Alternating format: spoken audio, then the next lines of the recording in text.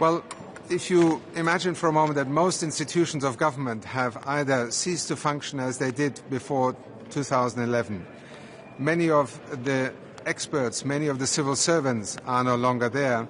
Essentially, many institutions of government have ceased to operate, and also at the local government level, which is why, in discussions with our partners in Syria, we have developed a whole series of proposals on how to strengthen governance at local government level, but also to help Syria to develop the institutions of government, be it in terms of a democracy, be it in terms of a form of government, but also governance systems for the financial sector, for the investments that are needed. And this is all part of a journey that is urgently needed and that we are committed to supporting. Thank you.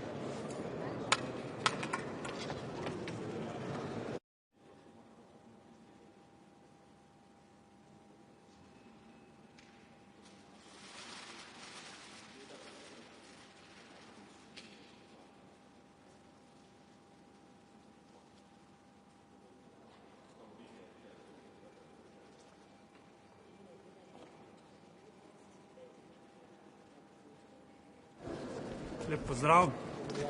Torej, danes smo pravkar zaključili svet za zunanje zadeve, na katerem smo obravnavali nekaj točk. Na začetku smo največ časa posvetili Ukrajini in kar se Ukrajine tiče, je bila nekako vzdušje v dvorani, je šlo v tej smeri, da je Ukrajini seveda treba pomagati. Upamo seveda, da bo prišlo do pogajanj o primirju in do potem tudi mirovnih pogajanj. In Ukrajini seveda treba pomagati v naslednjih tednih, mesecih, da do teh pogajanj pride v čim boljšem stanju, se pravi, da tudi iz teh pogajanj potem čim več iztrži. Kar se tiče Bližnjega vzhoda, smo izrazili predvsem zaskrbljenost nad humanitarnim stanjem. Belgijska komisarka je potrdila, da kar se tiče humanitarne pomoči, ta v Gazu trenutno v Gazu pač ne more v tem trenutku. In Slovenija je seveda, kar se tega tiče, tudi izrazila, da je treba to spremeniti in omogočiti dostop humanitarne pomoči. Potem smo imeli pa še 3 zaprte razprave, in sicer o Siriji, o Iranu in o odnosih med Evropsko unijo in Združenimi državami Amerike. Zdaj pod točko razno je Avstrija dala tudi pobudo, da bi na naslednjem svetu za zunanje zadeve spregovorili o Zahodnem Balkanu, in Slovenija je to tudi podprla. Glede Ukrajine me zanima, je dala Kalasova predlog svoj na mizo vam v razpravo in ali je Slovenija ta predlog podprla?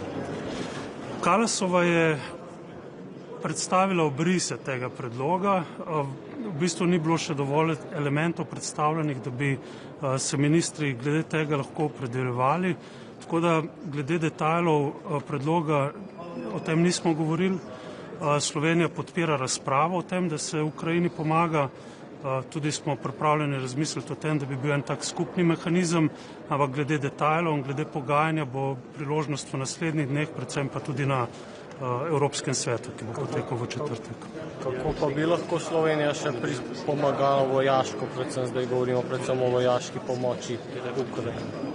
Slovenija pomaga, kot veste, od začetka vojne redno. Vlada sprejema pakete vojaške pomoči.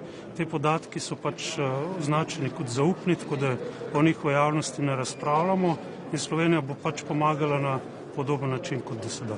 Je pripravljena dati Slovenija potem dodatni denar v letošnjem letu za pomoč Ukrajini? Zagotovo smo pripravljeni o tem razmisliti, ampak odločitve pa še niso bile o tem sprejete. Te številke izpravlja, nekaj 20 milijard, mora biti 40 milijard pač tudi v tem dokumentu. Je to nekaj realen okvir ali da nekaj držav ne namerava sodelovati, mogoče pretirano, nekaj za Slovenijo lahko znašalo 100 milijonov. Zdaj, logika teh številk je nekako taka, da je Evropska unija v lanskem letu namenila približno 20 milijard, dodatno tudi Združene države Amerike, tako da teh 20 milijard, ki se omenja, je približno ekvivalent temu, kar je Evropska unija namenila v lanskem letu. In potem je ideja še to, da bi se nadomestilo tudi morebitni izpad ameriške pomoči.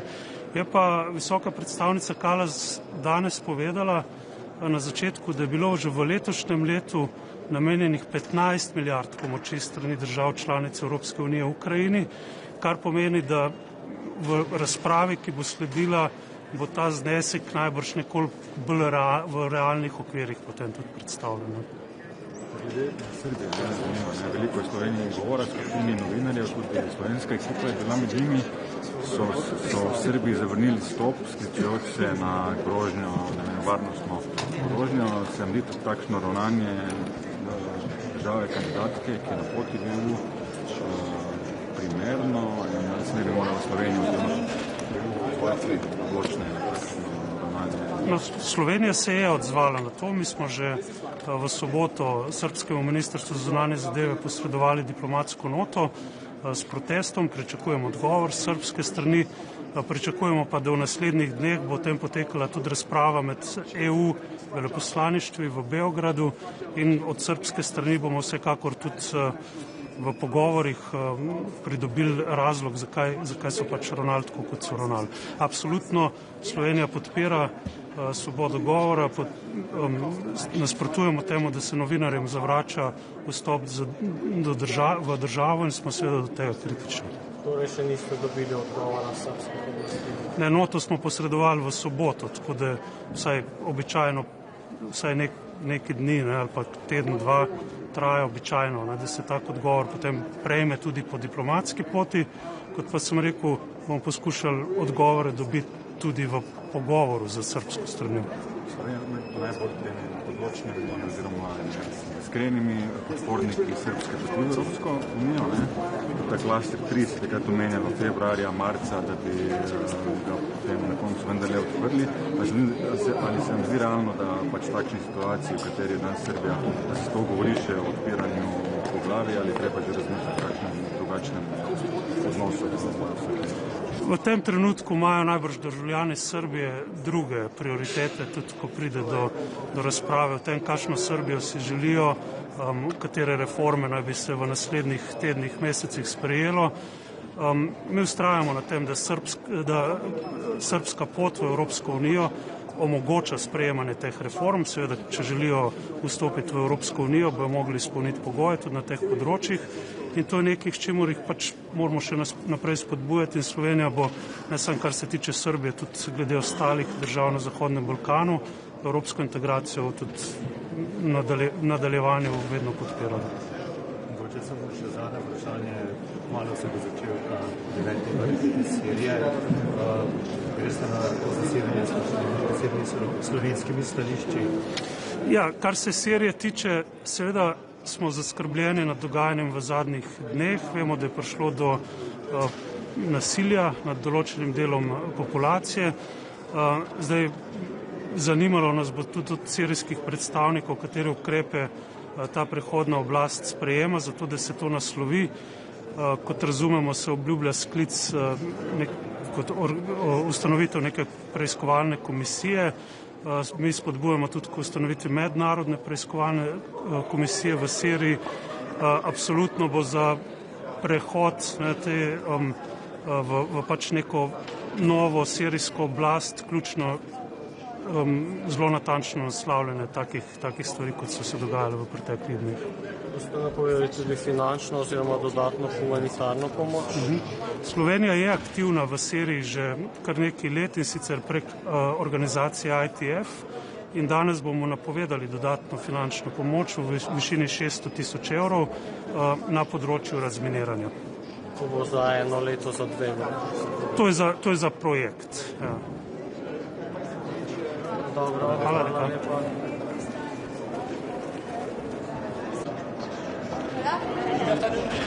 Hi, good afternoon. Here? This is fine. Okay. Good afternoon, everyone. I'm Tom Fletcher from the United Nations. This is a crucial conference for Syria. Syria is at a moment of hope and opportunity, but it is fragile hope and fragile opportunity, and we have to respond as the international community. The price of failure is much bigger than the price of success. The price of inaction, the cost of inaction, will be much greater than the cost of action. So I'm urging our partners and friends here to really engage and support the people of Syria right now. Thank you. One question. Germany, for example, is giving less money this year than last year. Wouldn't you say it's time to... I want everyone to give more money. I run the humanitarian division in the UN. Our appeal is for $2 billion to really help the Syrian people turn this corner and for Syria to be magnetic again for its people. I think that's in everyone's interest. There's a new interim authority. There is a plan. We've got a team in place that can really deliver humanitarian support and the rebuilding of Syria longer term. And we need all of our partners to step up and really engage right now. But can this be done without USA? And can it be built without the US? Of course, we want the US to be with us as well. The US is a crucial partner to humanitarian work globally, including in Syria. So we've got to go and make the case in Washington as well. But this is a real moment of opportunity and we cannot miss it. Thank you.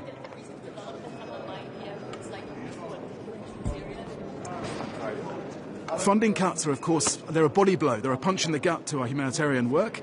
But we keep going. We keep going and we keep trying to find hope and opportunity. And Syria could be a success story if we're there.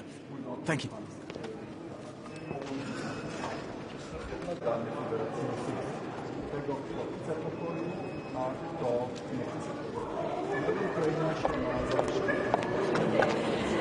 Hello, good afternoon. This is only to say that we are just about to start Syrian pledging conference at 3 o'clock. There will be 2 sessions, one chaired by Commissioner Labib, one by myself. It is very important. It is 9th Syrian conference ever. You know that the European Union was the main donor in the last 14 years. More than 35 billion euros were disbursed for Syria, but now it's a little bit different. We are talking about pledging not only for humanitarian aid this time, but for the early recovery of Syria. So we are waiting for others to come, and maybe this is the moment to, it's still open, so this is the moment to invite other donors to come in, because I will, of course, invite them also during the conference, and we expect a lot of money.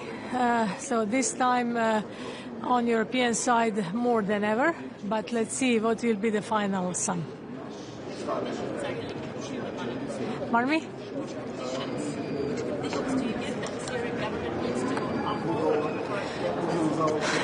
First of all, you know that we need to make the country safe and secure, and this is what we are aiming at, of course, and this is the reason why we want to start early recovery. So this is something we want this process to be Syrian-led, we want this process to be Syrian-owned, and we want also the country and the government to be inclusive, and all minorities and all Syrian people should be included. This is something what we are aware of what was going on last week, but we are looking forward to normalization of the situation and to help Syrian people. Everything is in favor of Syrian people and all the citizens of Syria. Of course, you have to trust someone. We are very cautious always, but it is, as I said, always with our final goal, which is Syrian people. We want people to live in peace, and we want people to live under normal conditions. And this is what we are trying to make.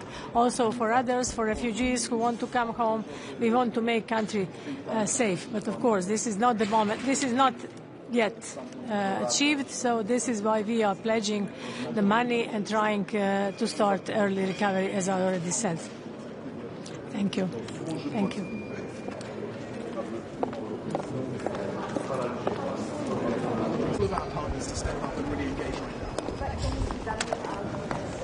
Dzień dobry. Przepraszamy bardzo za opóźnienie. Pan minister miał 2 spotkania z ministrem spraw zagranicznych Syrii i Hiszpanii. Oddaję pana ministra do państwa dyspozycji.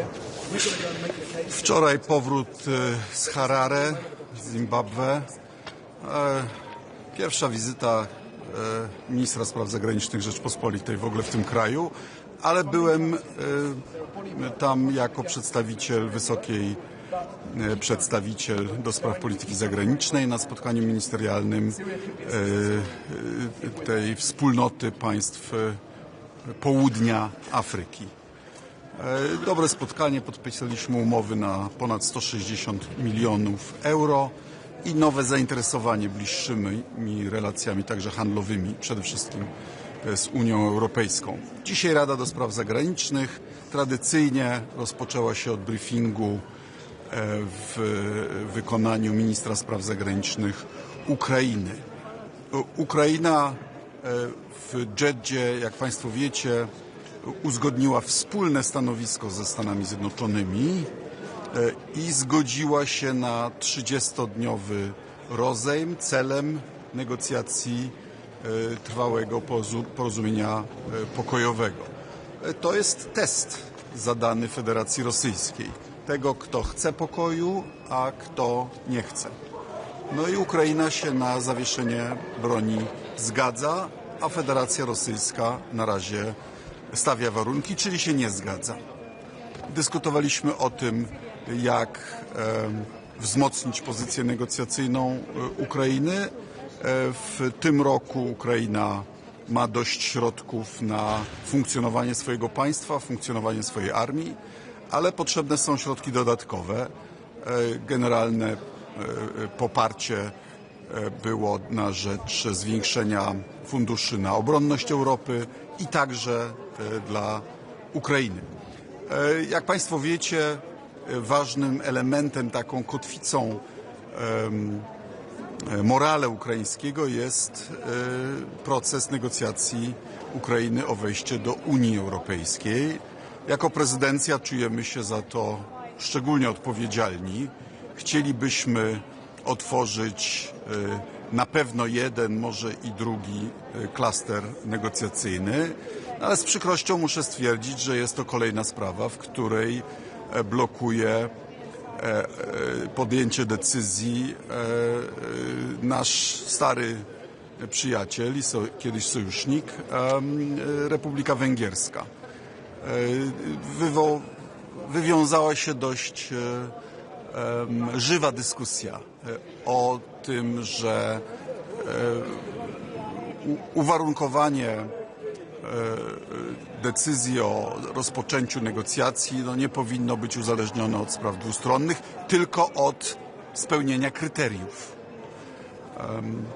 Jak Państwo wiecie, Węgry blokują też refundację środków na fundusz modernizacji polskich sił zbrojnych i szereg innych kwestii. Muszę się rytualnie zwrócić do polskiej opozycji, która utrzymuje bliskie ideologiczne kontakty z rządem i partią Viktora Orbana, żeby zechcieli coś dobrego dla Polski i dla Europy zrobić, mianowicie przekonać swoich pobratyńców ideologicznych do odblokowania tych kwestii. Tym bardziej jest to pilne, że słyszę o inicjatywie węgierskiej w partnerstwie z polską organizacją Ordo Iuris, o tym, żeby w think tanku w Waszyngtonie, w Heritage Foundation, stamtąd doradzać administracji amerykańskiej o tym, jak rozmontowywać Europę.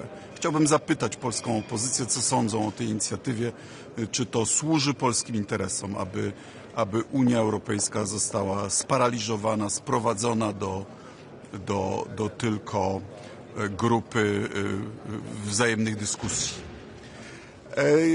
Wysoka przedstawiciel wprowadziła już w tej chwili chyba nową świecką tradycję polegającą na tym, że służby wywiadowcze Unii Europejskiej briefują nas w niejawny sposób na temat ważnych kwestii. Dzisiaj mieliśmy briefingi o sytuacji w Syrii i o sytuacji w Iranie.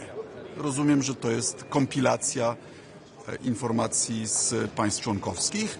Uważam, bardzo udana inicjatywa, która polepsza jakość dyskusji w tych sprawach. W sprawie Syrii raz nasza dyskusja, za chwilę konferencja. z udziałem Syrii. Odbyłem też dwustronne spotkanie z ministrem nowego rządu. Przedstawiłem tradycyjne polskie stanowisko o tym, że wolność religijna jest testem wolności w ogóle. Przypominam, że to Polska razem z Włochami swego czasu, wiele lat temu, za mojego poprzedniego ministrowania, przyczyniła się do tego, że monitorowanie wolności religii jest jednym z zadań europejskiej dyplomacji. Więc oczywiście, gdy dochodzi do ataków na chrześcijan, jest to dla nas sprawa ważna. Skromnie, biorąc pod uwagę dramatyczną sytuację w Syrii, dorzucimy 2 miliony euro do wysiłków humanitarnych w tamtym kraju. Komisarz do spraw handlu zbriefował nas co do spodziewanych amerykańskich działań w dziedzinie ceł. To nie jest nasza inicjatywa, to nie jest konflikt ze Stanami Zjednoczonymi, którego ktokolwiek w Unii Europejskiej sobie życzy. No ale wtedy, gdy nasze produkty będą dyskryminowane cłami, no to oczywiście nie możemy być bezczynni. A przypominam, że już poprzednia administracja wprowadziła mechanizmy, które prowadzą do wysysania przemysłu z Europy na podstawie cen energii, czy nowe inicjatywy, jeśli chodzi o elektromobilność. No więc niestety Unia Europejska będzie musiała się odnieść do tych ceł. Jeszcze raz chciałbym podkreślić, my sobie tego nie życzymy. No ale znowu muszę zapytać polską opozycję, czy naprawdę chciałaby, żeby Unia Europejska była w takiej sytuacji bezradna, żeby jakikolwiek partner zagraniczny mógł na poszczególne państwa członkowskie bezkarnie nakładać cła i je w ten sposób dyskryminować. Przypominam, dziedzina handlu to jest ta jedyna dziedzina działalności Unii Europejskiej, w której Unia działa jak federacja. I dzięki temu mamy siłę negocjacyjną, która chroni naszych interesów, a strefa wolnego handlu nie miałaby takiej mocy negocjacyjnej. Dziękuję. Czy jeszcze czeka nas konferencja w sprawie Syrii, ale były także na agendzie Bałkany Zachodnie, no i Iran. Iran jest krajem na granicy uzyskania broni atomowej. Unia kiedyś była sceptyczna co do polskiego planu pozwolenia Stanom Zjednoczonym zbudowania bazy obrony przeciwrakietowej. Przypomnę, że Barack Obama za to właśnie dostał Nagrodę Nobla. Tymczasem to, że dzisiaj polska baza, amerykańska baza w Polsce jest już operacyjna, druga taka jest w Rumunii, tak zwany Aegis on Shore, oznacza, że przynajmniej część irańskich hipotetycznych rakiet można strącić i niebo nad Europą chronić. Chwileczkę, po kolei. Po kolei. RMF. Czego się pan spodziewał po rozmowie prezydenta Trumpa? No, prezydent Trump obiecał zażegnać ten konflikt w 24 godziny. Wiedzieliśmy, że nie będzie tak łatwo. Życzymy powodzenia, to znaczy przekonania Władimira Putina do rezygnacji z niektórych absurdalnych postulatów, takich jak chociażby przejęcie kontroli nad całą Ukrainą, czy demilitaryzacja Ukrainy, czy podbicie jeszcze dodatkowych terytoriów. No, jego sukces będziemy mierzyli miarą jakości tego pokoju, oby nastąpił. Panie ministrze, Litwa dzisiaj poinformowała, że za podpaleniami Skopjea, Wilnie i Halitargowej w Warszawie stała Rosja. No jest to oburzające, ale niestety chyba nikogo specjalnie nie dziwi. Bo przypomnę, wojna hybrydowa to nie jest tylko blokowanie stron internetowych. To są działania dezinformacyjne, to są działania szpiegowskie, to jest ingerencja w procesy demokratyczne i to są także akty sabotażu. Wiemy, że mieliśmy taki akt sabotażu we Wrocławiu. Winny przyznał się i siedzi.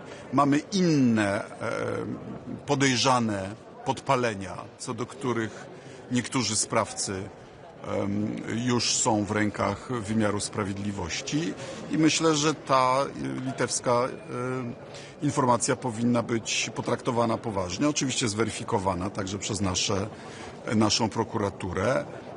I przypominam, że wtedy, gdy przyznał się winny próby podpalenia we Wrocławiu, zamknąłem konsulat rosyjski w Poznaniu. Ograniczyłem też możliwość poruszania się po Polsce rosyjskich dyplomatów, tak aby szpiegowanie czy prowadzenie agentów było utrudnione. Zresztą dzisiaj była o tym mowa.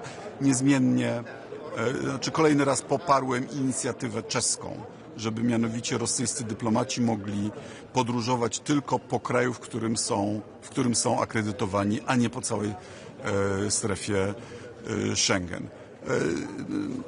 Rosja, mówiąc o pokoju, robi nadal to, co robi, uświadamiając tym wszystkim, że Putin jest człowiekiem, który rzucił wyzwanie całej Europie i że wojna w Ukrainie to nie jest tylko kwestia Ukrainy, to jest kwestia całej Europy. Polskie Radio, proszę. Wygląda na to, że Stany Zjednoczone chcą wycofać się z grupy, która współpracuje z Eurojustem, m.in. z prokuratorami z Polski w sprawie badania zbrodni rosyjskich na Ukrainie. Jakby pan to skomentował? I jaki był odbiór pakietu wojskowego dla Ukrainy do 40 miliardów euro proplanowany przez Skype? Jeśli chodzi o pakiet obronnościowy, to on jest na razie w dyskusji. Jak pani wie, są różne inicjatywy. Polska, nasza Rada Ministrów wstępnie poparła pomysł banku na rzecz dozbrojenia. Są też inicjatywy międzyrządowe, taka jak inicjatywa czeska, do której Polska wpłaciła swoje środki. Odchodząca minister spraw zagranicznych Niemiec poinformowała, że jutro Niemcy dokonają najbardziej znaczącej zmiany konstytucji od wielu lat, podnosząc pułap zadłużenia. Wspomniała, o ile pamięć nie myli, o 500 miliardach na obronność i 500 miliardach na inwestycje, czyli już mówimy o naprawdę masywnych pieniądzach. Ja w swojej wypowiedzi przekonywałem, że powinniśmy planować wspieranie Ukrainy w średnim okresie, to znaczy na przyszły rok i kolejne, bo dopiero wtedy Putin spuści z tonu, gdy będzie widział, że my nie tracimy cierpliwości, że to jest dla nas sprawa, której nie odpuścimy.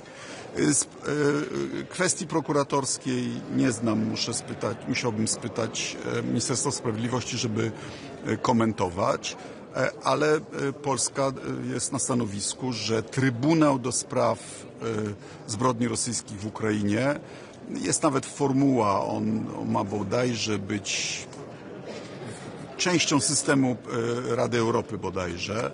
I my uważamy, że on powinien powstać, że takie zbrodnie nie powinny być bezkarne.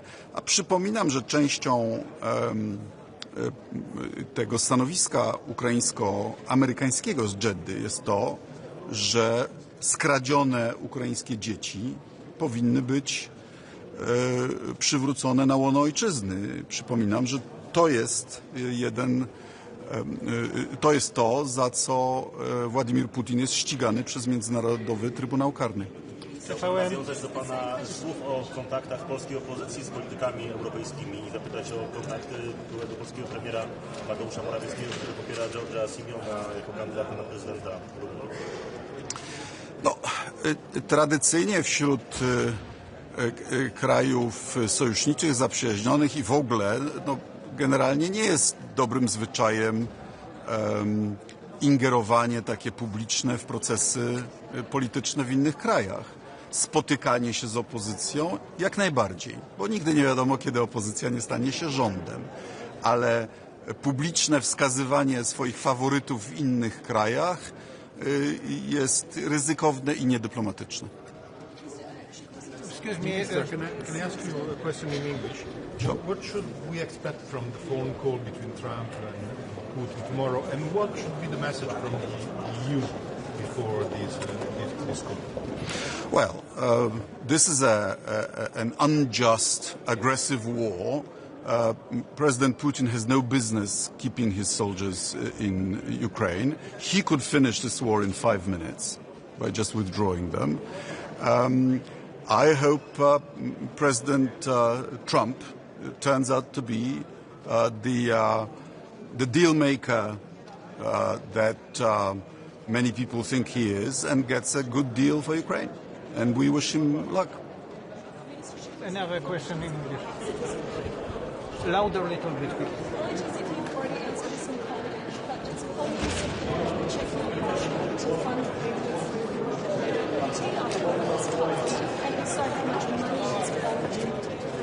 Thank you for this question. You know, when I was a teenager, my father would listen on an old radio to Radio Liberty, Voice of America, Radio Free Europe. It's how we learned the basic facts about our own countries, because communist propaganda was so tightly controlled. And these institutions continue to do similar work for autocracies today. So in Poland, we are trying to enhance our broadcasting to non-democracies. For example, literally this month, TVP World is starting a new formula of broadcasting to Russia, to Belarus. And so this is God's work. And we would like to see what can be done to help. The issue was raised by our Czech colleague, where Radio Liberty and Voice of America are now based. We will take a look at what can be done. So one avenue would be to, and I talked about it, would be to multiply the budget of the European Endowment for Democracy. But Minister Lipavsky even talked about buying the two outfits. We are at the stage of brainstorming, but clearly these are worthy institutions whose mission should continue. Last question. Uczyłem się historii Polski, w ogóle dowiadywałem się, co się w Polsce dzieje, słuchając Radia Wolna Europa i Głosu Ameryki. Ojciec miał starą lampową stolicę, a ściany w naszym mieszkaniu w bloku były cienkie, więc się słyszało i w ten sposób zostałem antykomunistą. Więc wręcz czuję taką osobistą wdzięczność wobec tych instytucji. No, to jest nagła decyzja. My uważamy, że misja tych instytucji jest ważniejsza niż kiedykolwiek. W Polsce staramy się to robić. Dzisiaj podniósł to minister Czech. Wsparłem go. Moglibyśmy na przykład zwielokrotnić budżet Europejskiej Fundacji na Rzecz Demokracji. Przypomnę, instytucja stworzona dzięki polskiej inicjatywie za poprzedniej polskiej prezydencji. Uważamy, że misja tych instytucji powinna być kontynuowana. Ostatnie pytanie już, proszę bardzo. Jeszcze chciał wrócić do rozmowy z Trumpa z Putinem.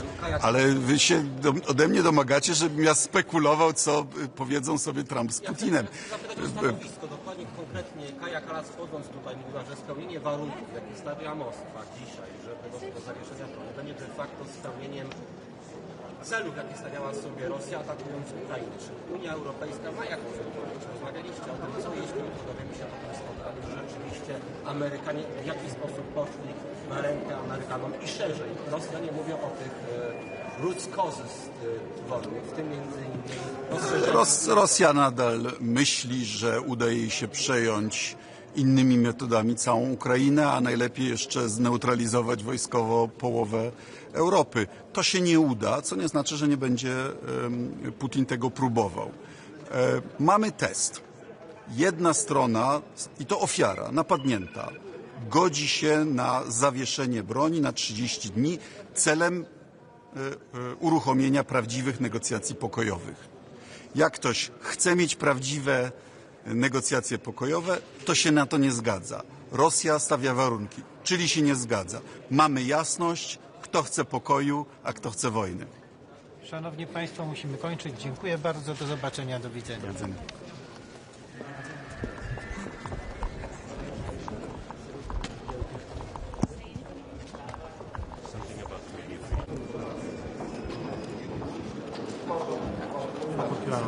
Jó napot kívánok, tisztelettel Mariana. Szíriai konferenciák között, amit a Magyarország jelentős felajánlásokat tett, jelentős kezdeményezésekkel segítette az országot. Ma milyen bejelentésre, milyen összegű bejelentésre számíthatunk Magyarország? Valóban 9. alkalommal rendezi meg az EU a Szíria donor konferenciáját. Ez egy olyan magas szintű konferencia, ahol Európai Uniós tagállamoknak a vezető képviselői, a közel-keleti térség országai, nemzetközi segélyszervezetek gyűlnek össze és tanácskoznak azzal kapcsolatban, hogy hogyan lehet megsegíteni a szíriai embereket, hogyan lehet a válságot mérsékelni, van-e lehetőség újjáépítésre. És a magyar részvétel ezeken a konferenciákon az elmúlt években nagyon következetes volt. Egyrészt, amit a politika és a diplomácia területén el lehet érni, azt mindent meg kell tenni Szíria stabilitásáért. Ez a stabilitás, ez több dolognak is az előfeltétele. Egyrészt az európai biztonsági környezetnek a javulásának a feltétele. Most egy olyan időszakban, amikor Európán belül zajlik egy konfliktus, de ugyanakkor a közel-kelet részéről még mindig nagy migrációs nyomás veszélyezteti Európa biztonságát. Másrészt Szíria stabilitása az feltétele a migránsoknak a hazatérésének. Az az álláspontunk, és ezt az álláspontot fogom kifejezni ma is, hogy egyrészt az átmeneti új szíriai vezetések, másrészt pedig az Európai Uniónak, minden nemzetközi szereplőnek mindent meg kell tennie azért, hogy Szíriában olyan körülmények lehessenek, hogy Európával és a világ más tájairól visszatérhessenek a menekültek és migránsok Szíriába. Mert a jelenlétük az egyrészt senkinek nem jó, maguknak a migránsoknak sem, másrészt pedig mind a környező országokra nagyon nagy terhet rónak, másrészt pedig az Európai Unió területén is biztonsági és más társadalmi kockázatot jelentenek. És még egy nagyon fontos dolognak feltétele a stabilitás. Magyarország kezdetektől kezdve zászlóvivője volt a szíriai keresztények ügyének. Így volt ez, amikor az iszlám állam alatt terrortámadásokat, üldöztetést szenvedtek el, és így van ez most is, amikor különböző veszélyekkel néznek szembe a szíriai keresztények, a helyzetük bizonytalan. Rengeteget szenvedtek a szíriai keresztények, míg a válság elején a lélekszámuk több mint 2 millió fő volt, addigra ma már ez a szám a 500 000 közelíti felülről. Még de töredékére zsugorodott ez a közösség. Itt ezen a konferencián is, ahol első alkalommal évek után szíriai de facto hatóságok részéről képviseletet fognak ellátni, itt is egyértelműen hangsúlyozzuk, hogy Magyarország elvárja minden szír és minden nemzetközi szereplőtől, hogy tegyenek meg mindent azért, hogy Szíriában a vallási kisebbségek, közösség, közöttük az üldözött keresztények biztonságot kapjanak, nyerjenek, hogy a szíriai keresztényeknek az emberi jogait és a fizikai biztonságát garantálják. Erre most nagyon nagy szükség van, hiszen a múlt héten a kormányhoz közel álló iszlamista fegyveresek vérengzést hajtottak végre az alavita közösség körében, de közöttük legalább egy tucatnyi keresztény embert is megöltek. Ez a magyar álláspont, megköveteljük azt, hogy szíriai átmeneti hatalom az biztosítsa a vallási kisebbségeknek a jogait. A magyar részvétel a Szíria donor konferenciákon abban is következetes, hogy nem csak szóban támogatjuk a háborúktól, konfliktusoktól sokat szenvedett szíriai embereket, közöttük a keresztényeket, hanem konkrét támogatásokkal is. A Magyarország kormánya az elmúlt 7 évben a Hungary Helps programon keresztül 28 millió euróval támogatta mind az üldözött keresztényeket, mind a keresztény intézményeken keresztül a szíriai embereket. A mostani donor konferencián pedig bejelentettem a magyar kormány részéről, hogy 4,6 millió euróval támogatjuk Szíriában a keresztény társadalmi missziókat, humanitárius programokat, egy szír ortodox iskolának és ítéleti központnak a felépítését, valamint támogatjuk a Szíriát környező országokban a menekülteknek, a migránsoknak az ellátását, abban a reményben, hogy minél előbb visszatérhetnek az országokba. Mely országok érintettek például ebben a támogatásban, és hogy ez segíti-e vajon majd a visszatérésüket? Szíriában kb. 11 millió embernek kellett a lakhelyét elhagynia, jelentős részük külföldre menekült, egy idő után inkább vándorlásról lehet beszélni, és az olyan országokban, mint például Jordánia, Libanon, vagy éppen Törökország nagyon nagy terhet jelentenek. Libanonban, ahol a Hungary Health program számos támogatásra próbál enyhíteni a helyzeten, a 4 millió libanoni ember mellett több mint 1,5 millió szíriai menekült és migráns tartózkodik. Ez nagyon nagy terhet jelent az országra, nem csak a szenvedő szír emberekkel, közöttük a keresztényekkel vagyunk szolidárisak, hanem azokkal a környező országokkal, akik nem bírják ezt a terhet viselni. Tavalyi konferencia kapcsán említette, hogy az uniós elnökség magyar uniós elnökség egyik célkitűzése lesz a helyben segítés elvének uniós promotálása. Ezen a téren sikerült-e valamilyen eredményt elérni, értő fülekre talált-e ez a magyar?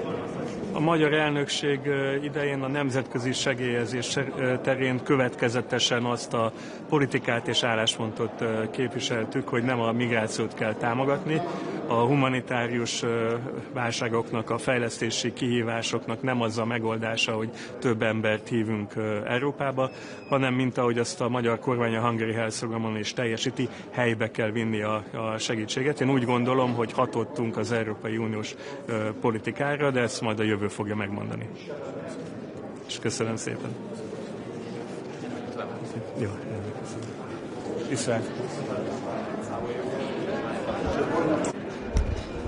No niin, hei vaan.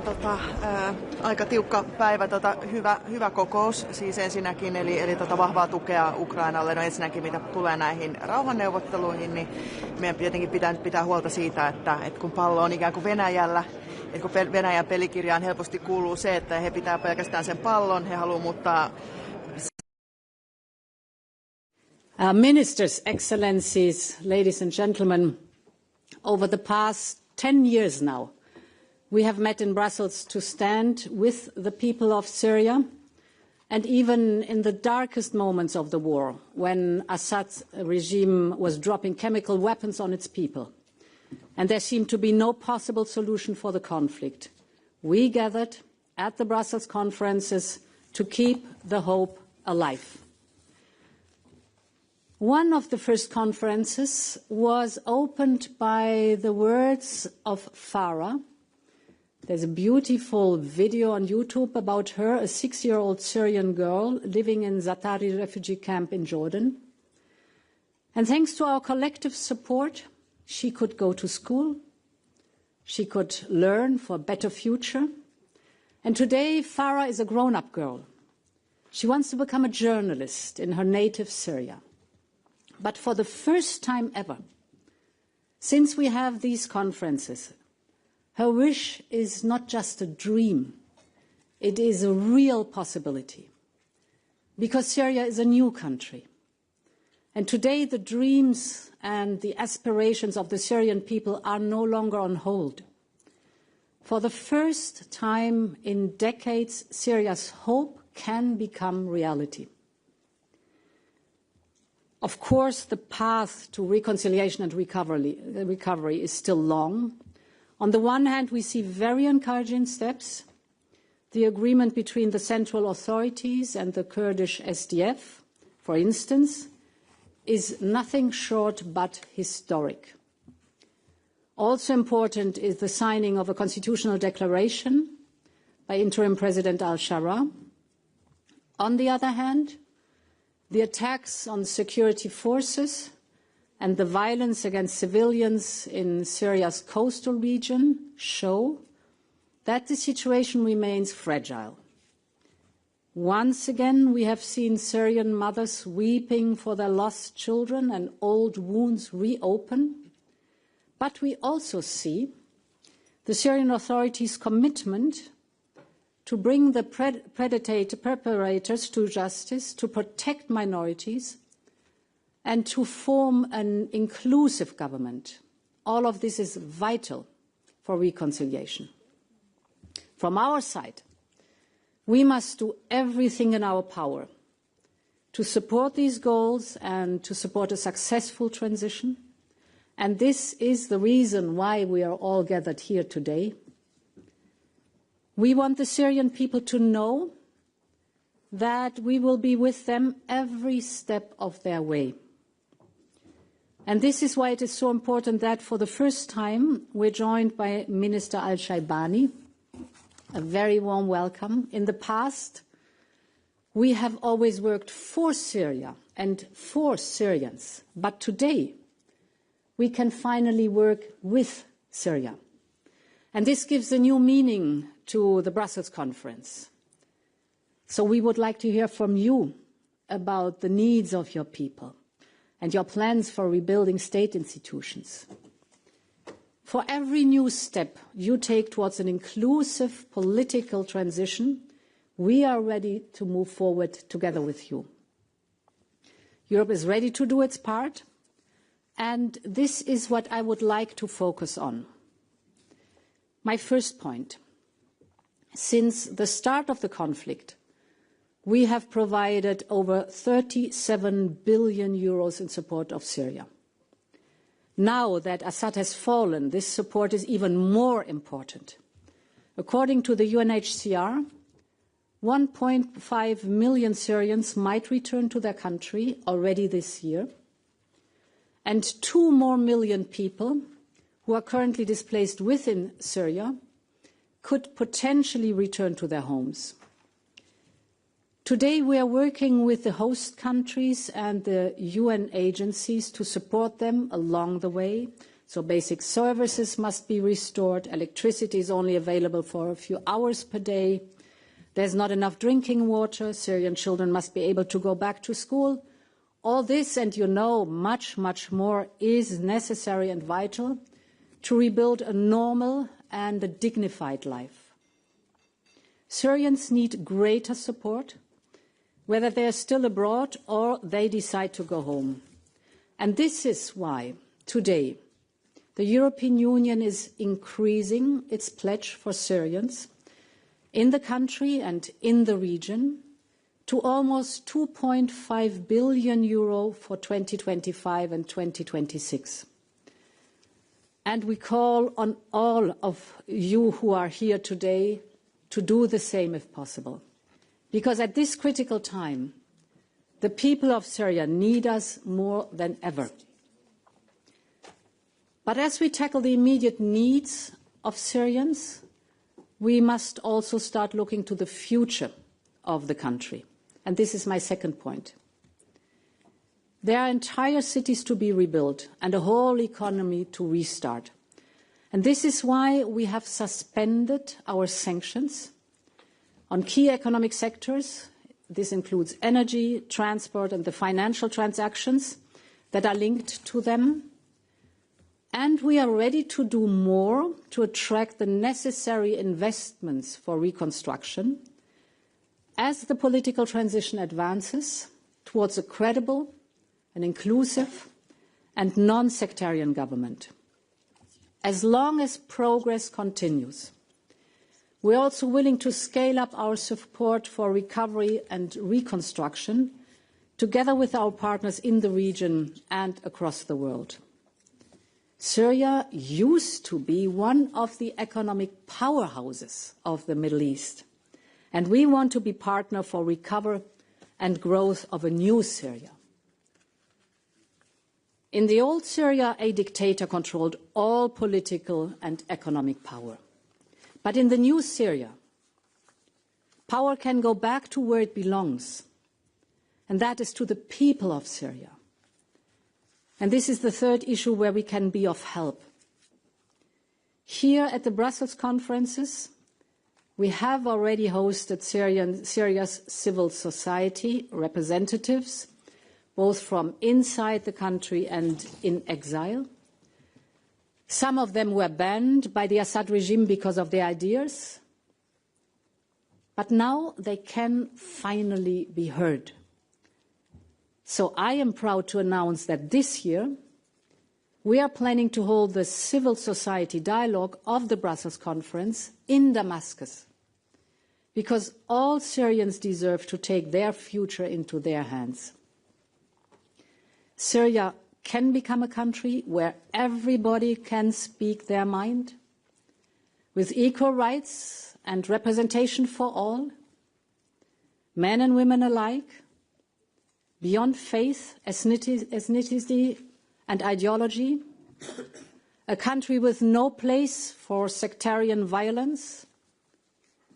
The future of Syria is for all Syrians to build, those who always fought for freedom and those who just discovered hope, those who fled and those who stayed.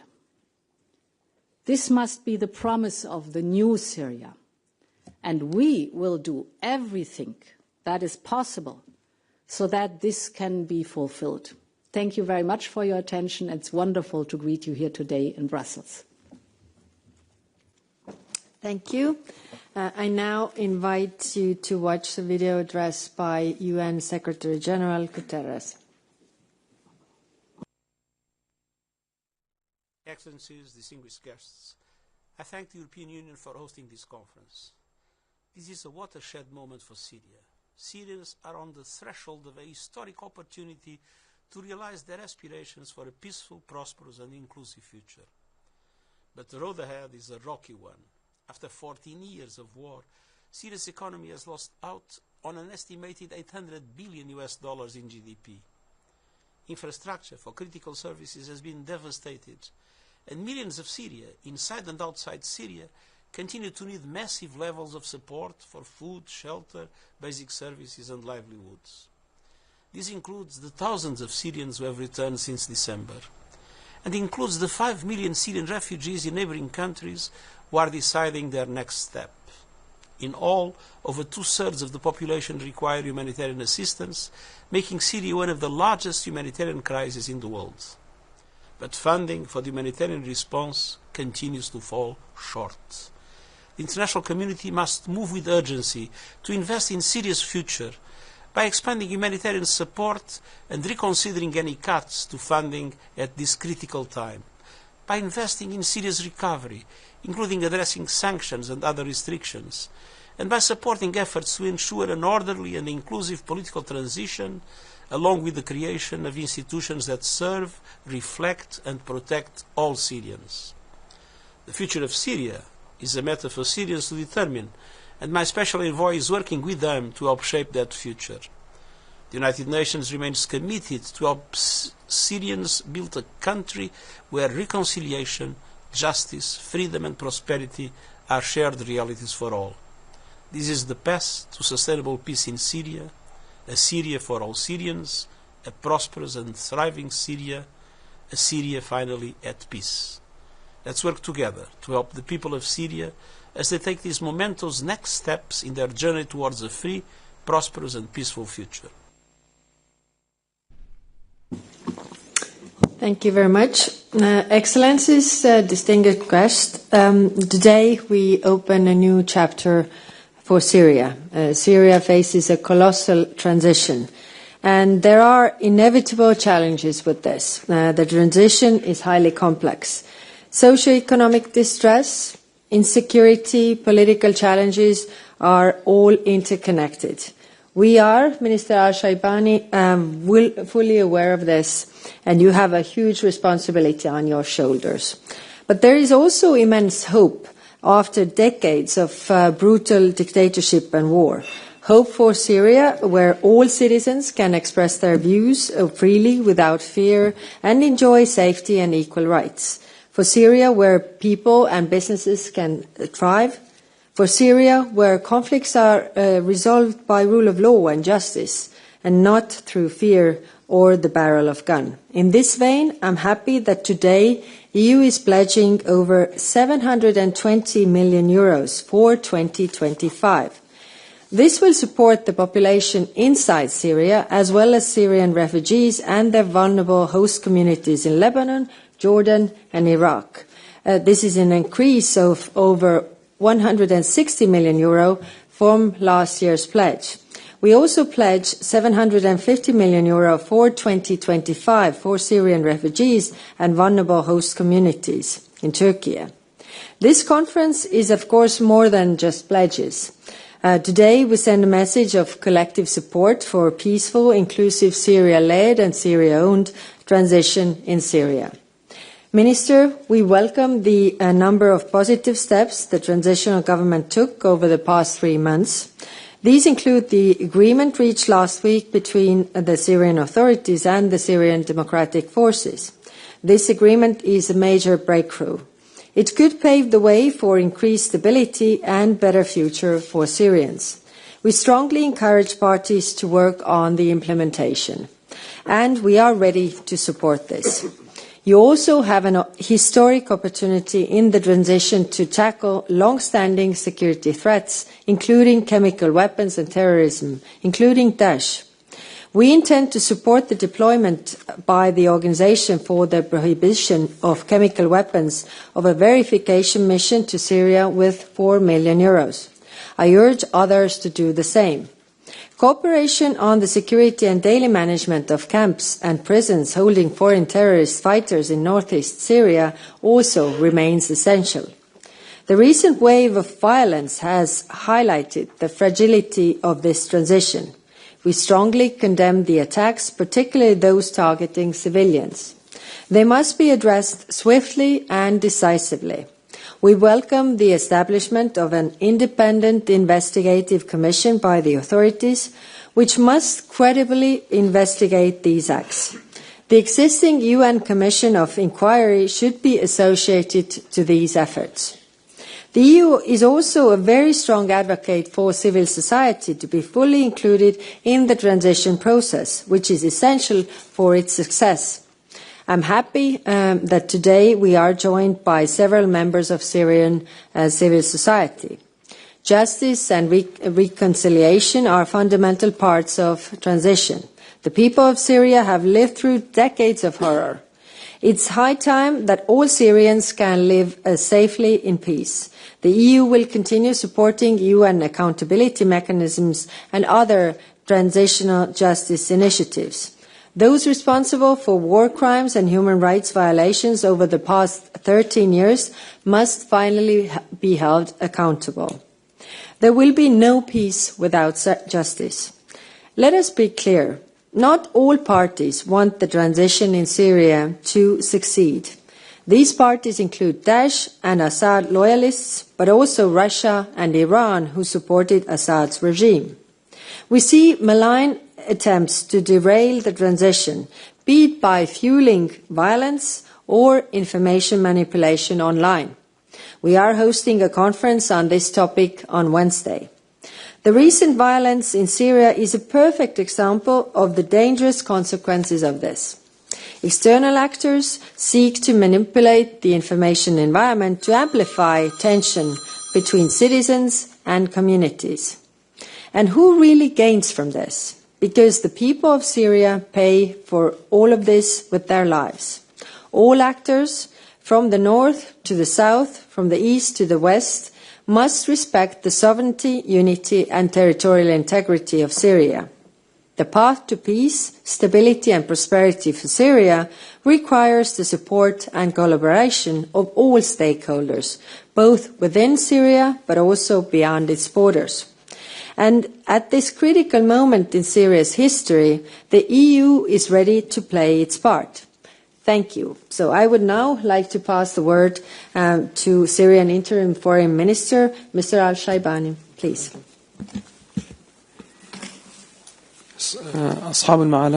أصحاب المعالي والسعادة، السيدات والسادة، ممثلي الدول، السادة الوزراء والمنظمات الدولية الكرام،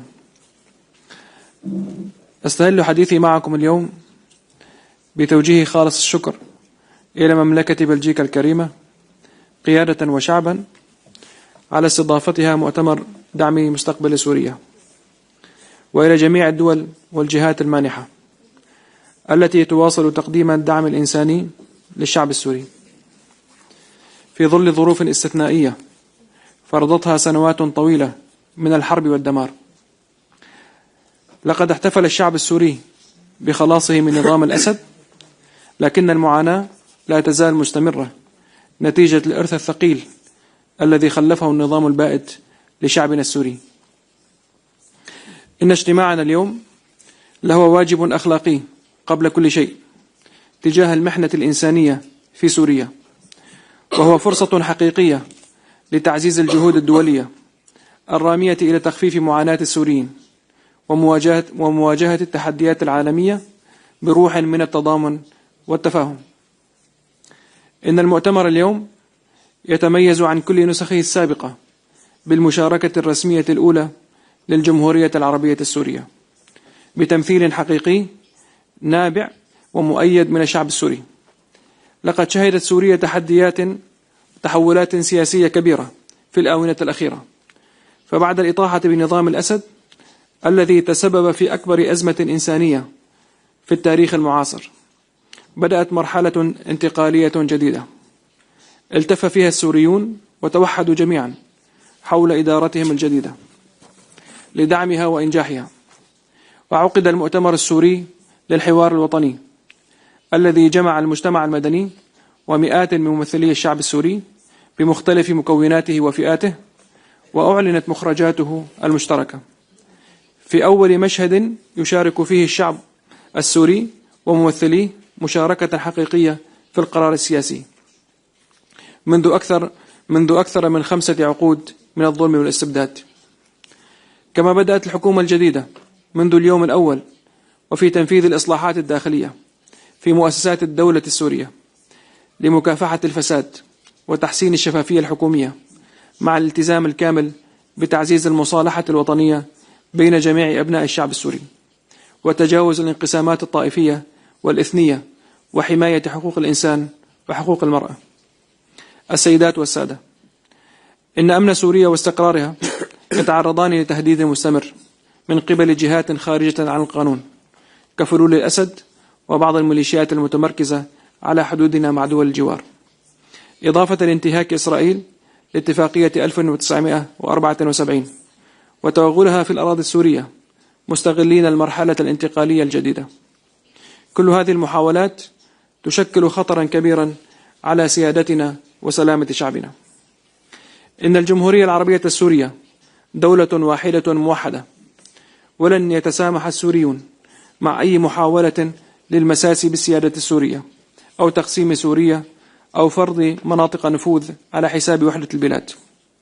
وفي هذا السياق رأى العالم أجمع نزول جموع السوريين للاحتفال في الشوارع والميادين بعد الاتفاق الأخير مع قوات سوريا الديمقراطية الذي نسعى لإنفاذه مع مراعاة كامل الجوانب الإنسانية للسوريين في شرق سوريا، والتأكيد على مكافحة الإرهاب بكافة أشكاله، وضمان عدم استخدام الأراضي السورية الموحدة في خلق فوضى عابر الحدود أو تهديد لدول الجوار أو العالم. ورغم محاولة فلول النظام البائد الأخيرة الفاشلة تقويض الأمن والسلم الأهليين، إلا أننا عازمون على المضي في تطهير البلاد من بقايا الفساد والإجرام وإعادة الأمن والاستقرار في كافة أنحاء البلاد وتمكين السلم الأهلي والعدالة الانتقالية. ولن نسمح بأن يتم تبني رواياتهم ضد الحكومة السورية أو فرضها ضد إرادة السوريين، حيث استغل النظام السابق ورقة الأقليات وأساء استخدامها، فإننا نرفض أن نفعل الشيء ذاته. فقد أدت 54 عاما من حكم الأقلية إلى تهجير أكثر من 15 مليون سوري وسقوط مليون شهيد وقمع الأغلبية والأقليات الأخرى على حد سواء. وإننا في الحكومة السورية الجديدة نؤمن بالمواطنة لجميع السوريين بكافة طوائفهم، ونؤمن بأن الكل متساوون أمام القانون بالحقوق والواجبات. إن عهد الاستبداد قد ولى، وقطعنا وعدا لشعبنا أن عصر الظلم قد مضى ولن يعود، ولن نتوانى عن محاسبة كل من تلطخت يداه بالدماء البريئة خلال 14 سنة الماضية عبر عدالة انتقالية وطنية مستقلة. وقد اتخذنا تجاه أحداث الساحل السوري المأساوية التي هزت سوريا والعالم خطوات عملية فاعلة في هذا الاتجاه، وكان أبرزها تشكيل لجنة مستقلة للمحاسبة والتحقيق. وكما هو الحال الآن، تبقى الحكومة السورية الجديدة الضامن الوحيد للسلام المهلي. السيدات والسادة، نحن هنا اليوم ليس فقط لنتحدث عن المساعدات الإنسانية المؤقتة، بل لنضع الأسس لحلول شاملة ومستدامة عبر إجراءات حقيقية ملموسة، تبدأ برفع العقوبات الاقتصادية ودعم جهود إعادة الإعمار وتمكين الشعب السوري من إعادة بناء وطنه من جديد، بعيدا عن الضغوط السياسية والعقوبات الإحادية التي لا تزيد إلا من معاناته. لقد مر الشعب السوري بظروف قاسية، حيث تعرضت البنية التحتية لدمار واسع، وأصبح الملايين بحاجة ماسة إلى المساعدات الإنسانية من غذاء ومياه ودواء وتعليم وخدمات صحية. ورغم الجهود التي تبذلها الإدارة السورية الجديدة بالتعاون مع شركائنا الإنسانيين، فإن التحديات لا تزال كبيرة.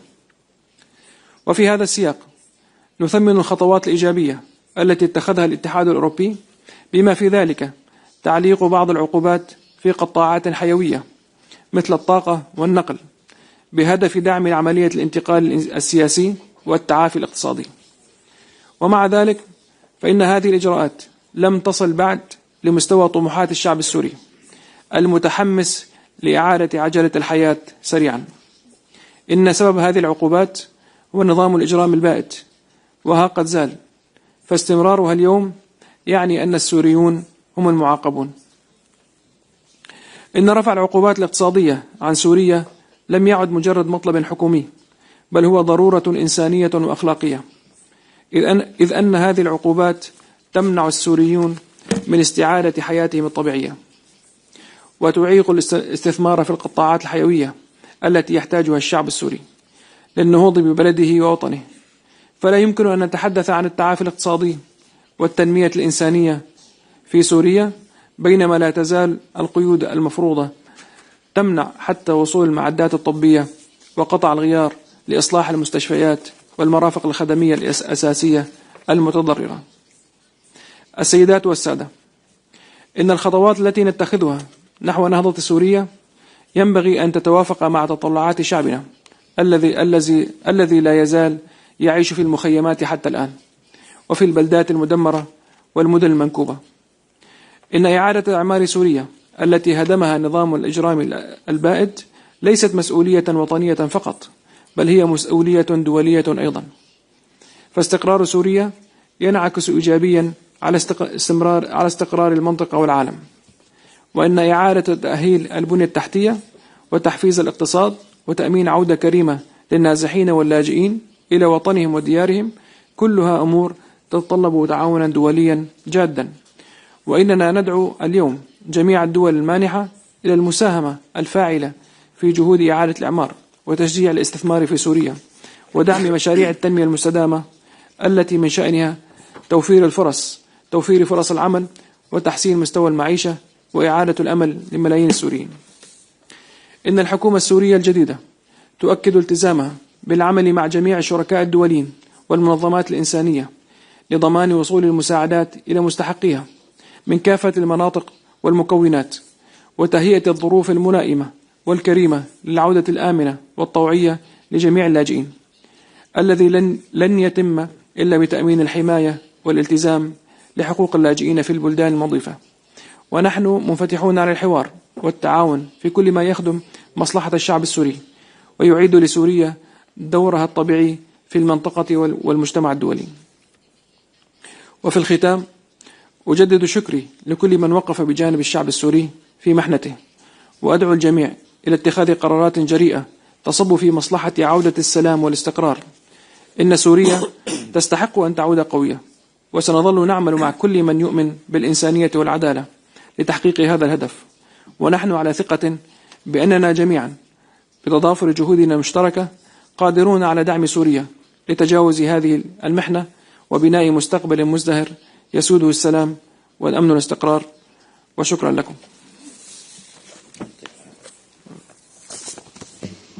Thank you very much. And now we'll pass the floor to Mr. Safadi from Jordan, please. Bismillah ar-Rahman ar-Rahim. Madam President, Mrs. Delaine, my dear friend, High Representative, dear Kaya, dear friends. And let me start by again recognizing our colleague, the Foreign Minister of Syria, who's here for the first time in a very important sign of the changing times that our region is going through. So again, I join my colleagues in welcoming you here, Asaad. Dear friends, all through the years of the Syrian crisis, Europe stood by the Syrian people. The Brussels conference has been a steady and effective European commitment to the Syrian people, helping meet the needs of millions of refugees. This commitment continues. As the Syrian people embark on a new path towards rebuilding their country and their lives, Europe is again taking the lead in offering support. Thank you. The Syrian people deserve to live in peace and dignity after decades of suffering. International help is key as they grapple with the legacy of one of the darkest chapters in their history and begin the rebuilding process. A stable and safe Syria is in the interest of all, in the region and beyond. Therefore, it is imperative that international support flows quickly and steadily. Sanctions must be lifted, and early recovery projects are essential at this point. Support must focus on key sectors that meet the needs of the Syrian people and keep institutions running. Investment in energy, housing, health and medical sectors, among others, must be a priority. Early recovery projects that provide houses, schools, hospitals, and create job opportunities are essential for creating conditions conducive to the voluntary return of refugees. If we all come together, we can make a difference, and Syrian refugees can go back and contribute to rebuilding their country. Dear friends, in Jordan, we stood by our Syrian brethren in times of crisis and peril. We stand by them today at this historic moment of promise, hope, and opportunity. Jordan hosts 1.3 Syrian refugees. We did everything we could to ensure that they live in dignity. In Jordan, only 10% of refugees live in camps. Our schools have been open to all Syrians in the same way they were open to our own citizens. More than 150,000 Syrian kids are enrolled in our public schools. That's about 11% of the student population. We provide Syrians the same medical treatment we provide Jordanians. We give work permits and we share our scarce resources with them. But without your support, Madam President, dear friends, we would not have been able to meet their needs. That support must continue to flow. The answer to the refugees' problem is obviously their voluntary return to their country. But until conditions are conducive to this return, their needs must be met. Host countries cannot take care of refugees on their own. There is the alarming drop in support for refugees, and organizations that care for them must be reversed. We hope this conference will allocate the funds needed to ensure that host countries can continue to shoulder their human responsibilities of caring for refugees. Dear friends, our meeting today could not have been more timely. It is a practical step to support the Syrian people it is also a message that the world stands by them as they move towards a better future of unity, peace and stability. The responsibility facing the new Syrian government is huge, but so is the opportunity of fulfilling the rights of the Syrian people to a country that is safe, united, free from terrorism, all-inclusive, and that guarantees the right of all Syrians. After all the pain and loss and suffering they have endured, the Syrian people deserve to live in freedom, equality, dignity, and peace. And Syria's territorial integrity and sovereignty must be respected. Israel must immediately withdraw from Syrian territories it has occupied and must stop meddling in the Syrian affairs. Its actions are unlawful and destabilizing. The Syrian government has said, even now, that it is fully committed to the 1974 agreement. Israel must uphold that agreement too, and it must respect international law. Otherwise, it will be sowing the seeds of conflict and chaos in the region again. Dear friends, again I say, Syria's stability is key to regional stability. The new Syrian government carries the responsibility of meeting the rights and aspirations of the Syrian people, but we collectively have a responsibility to help them do that. This conference is a clear signal that Europe is shouldering this responsibility, that Europe is again taking the lead, and we thank you for that. Thank you, dear ministers, for your intervention. Now we will close this first session. Thank you for President von der Leyen to be present here. We have a small technical pause, and then we will continue with the closed session of this conference. So thank you. A small technical break, and we will continue